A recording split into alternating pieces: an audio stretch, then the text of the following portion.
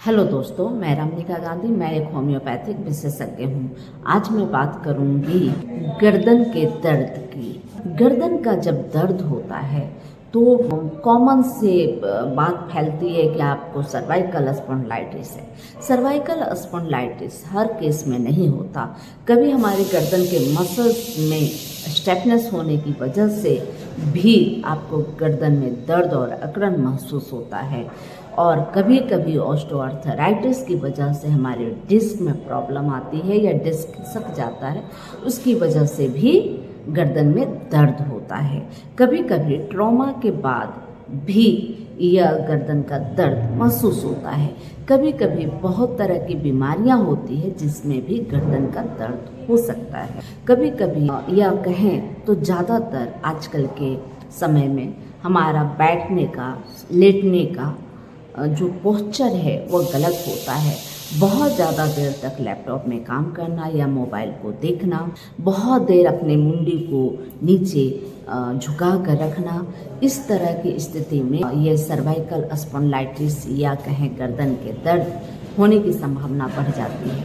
अब रही बात कि जब गर्दन का दर्द होता है तो अगर मसल्स में स्टिफनेस है, उसकी वजह से दर्द होता है, तो ये बहुत तेज़ दर्द होता है और सिर को दाएं बाएं मोड़ने में भी बहुत ज़्यादा दिक्कत होती है।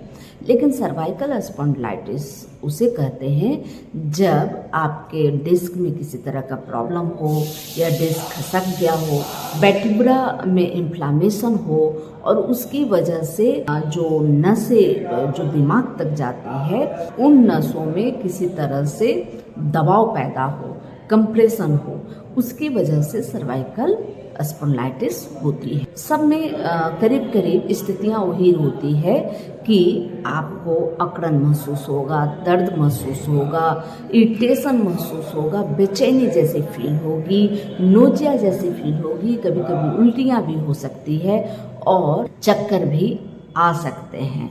तो इस तरह की सेंसेशन फील होगी कि आपके सिर में झंझनाहट है या हाथ पैरों में झंझनाहट आ रही है। यह सब भी सर्वाइकल स्पॉन्डिलाइटिस में देखा जाता है।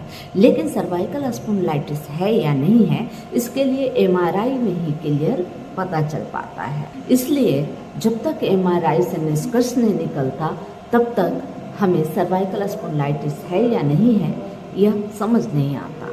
अब रही बात कि इसके लिए कुछ एक्सरसाइज, फिजियोथेरेपी करनी होती है, इससे बेहतर लाभ मिलता है। अगर आपको बार बार सर्वाइकल स्पॉन्डिलाइटिस है तो आप फिजियोथेरेपी करवा सकते हैं या कुछ कॉमन सी एक्सरसाइज है जो आप कर सकते हैं घर में भी। जैसे अपने सिर को बहुत धीरे धीरे धीरे धीरे पहले ऐसे मोड़ना है, फिर ऐसे ऐसे धीरे धीरे ऐसे ऐसे इस कंधे की तरफ ले जाना है। तो इस तरह का एक्सरसाइज करना और बहुत स्लोली करना है। मैं थोड़ा स्पीड में की क्योंकि मुझे आपको दिखाना। अब उसके बाद गर्दन को पीछे की तरफ ले जाएं, फिर गर्दन को आगे की तरफ। इसके बाद एक और एक्सरसाइज है, जैसे अपने ऐसे चिप को ऐसे करने से ये जो पोर्शन है इस पर दबाव पैदा होता है, कंप्रेशन पैदा होता है, इससे भी आपको अच्छा फील होगा। या एक तौलिया ले और दोनों हाथ को ऐसे पकड़ के ऐसा पीछे की तरफ तौलिया के सपोर्ट से करें, तो यह भी एक घर में इजली किया गया फिजियोथेरेपी है और इससे भी आपको राहत मिलेगा। इसके अलावा आप अपने आप को ठंडे से ज़रूर बचाएं क्योंकि ठंडे से ये समस्या बढ़ जाती है। अगर आपको ऑस्टियोआर्थराइटिस की वजह से अगर दिक्कत हो रही है तो आप विटामिन डी सप्लीमेंट ज़रूर लें। विटामिन डी की जो कैप्सूल आते हैं बाज़ार में, उसे आप आवश्यक रूप से वीकली ले सकते हैं। और सबसे बेहतर तो यह होगा कि कुछ देर आप धूप सेकें, सुबह की धूप ले, बहुत ही बेहतर और लाभकारी होगा। अब मैं कुछ होम्योपैथिक दवाइयाँ भी बता सकती हूँ जो आपके लिए बहुत ज़्यादा फ़ायदेमंद होगा।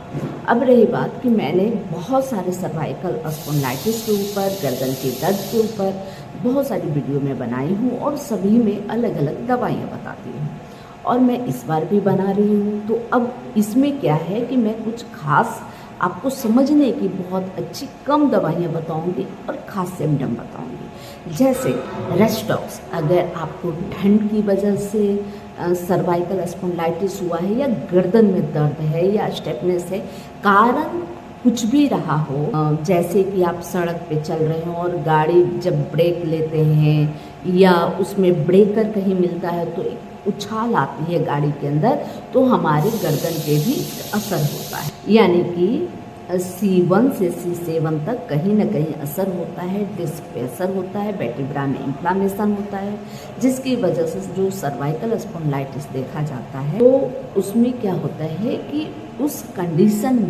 कंडीशन में आप रेस्टॉक्स का इस्तेमाल करेंगे, यानी कि एक चोट कह सकते हैं, चोट लगने की वजह से, ठंड लगने की वजह से, मुड़कन आने मतलब कि लचकने की वजह से, जैसे भी अगर दिक्कत हो तो रेस्टॉक्स नंबर की दवा है। रेस्टॉक्स बहुत ही बेहतरीन लाभ करता है।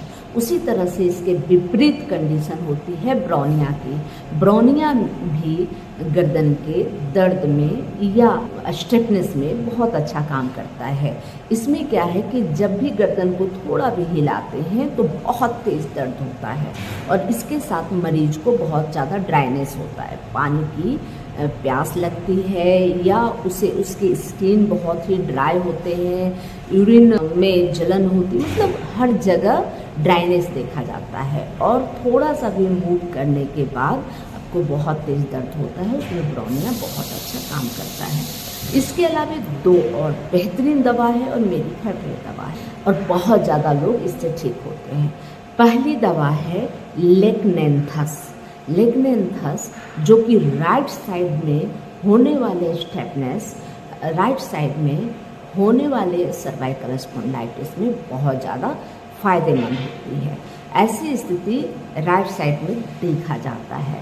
उन्हें थोड़ी सी गर्म सेक से, थोड़े से वहाँ मसाज हल्का करने से उनको राहत सा मिलता है, इसलिए यह लेकनेंथस बहुत अच्छा काम करता है। लेकिन हमेशा ध्यान रखें कि कभी भी गर्दन के मसाज नहीं करें। अगर आपको सर्वाइकल स्पॉन्डिलाइटिस, गर्दन को हमेशा रेस्ट दें ताकि आपकी यह समस्या जल्द ठीक हो जाए। इसके बाद लेफ्ट साइड के जो सर्वाइकल स्पॉन्डिलाइटिस है उसके लिए पेरिस क्वारफेलिया बहुत अच्छा काम करता है, जो कि राइट साइड के लिए लेकनेंथस, और हमेशा याद रखें लेफ्ट साइड के लिए पेरिस क्वारफेलिया बहुत अच्छा काम करता है। और इसके साथ स्टिफनेस देखा जाता है, हाथ पैरों में झंझनाहट तक आती है। इसके बाद माथे में भी कभी कभी चक्कर आता है, झंझनाहट होती है, इस तरह के चीज़ देखे जाते हैं। और इसका जो दर्द है आपका लेफ़्ट साइड के पूरे बाजू तक फैल जाता है और कभी कभी आपके लंग्स तक भी जाता है, यह चीज़ देखा जाता है। इसके अलावा कैल्मिया लैटिफोलिया देखा जाता है। कैल्मिया लैटिफोलिया का भी इस्तेमाल होता है और कैल्मिया लैटिफोलिया में क्या होता है कि इस तरह के जो सर्वाइकल स्पॉन्डिलाइटिस होते हैं जगह बदलते हैं और हमेशा देखा जाता है कि वो नीचे की तरफ इसका दर्द जा रहा होता है। तो कैल्मिया लैटिफोलिया में इस तरह के स्थिति देखी जाती है।